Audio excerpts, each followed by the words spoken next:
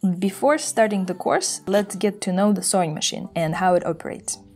If you know how to properly thread and work with the sewing machine, just skip the video and press finish the task. And if you're new to your machine and you don't know how to use it, then this lesson is for you. Okay, the sewing machine step. Once it's done, push the bobbin winder back over. Such a small stitch, you can see it right here. Our next setting is setting D. We will also use it for sewing our underwear. This is a stretch zigzag stitch. They call it different names. Same as a regular zigzag, the only difference it has these small steps here. Usually you can use this kind of stitch for stretchy fabrics and elastics, so it can be stretchy as well. Welcome to the class about sewing panties, and let's look at the end product, what we're gonna have and what are the steps of making it. Our panties have regulators in the back, so you can always adjust the tension to the desired one.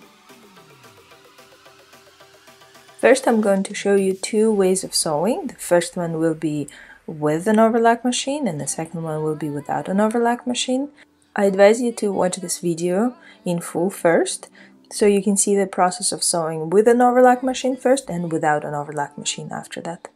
I would like you to look at the fact that in the front it's a little bit higher than in the back. Even here you can see through a little bit of a piece that is hanging over. Right now the allowance is 1 centimeter because first I will show you how to sew it without an overlock machine, and then I will show you the technique with an overlock machine. And here you can clearly see the front stitch is on the front part of my insert and the loops are on the back side. Let's separate all the pieces and move on to the next step. Thank you so much for working with me. It was my pleasure to teach you how to do the basic set of underwear, the bra and the panties. If you would like to have any other projects with us, please check out all other courses that we have on our Instagram or on our website. You can also send me a message on WhatsApp if you want. I wish you good luck and inspiration for your future projects. See you soon.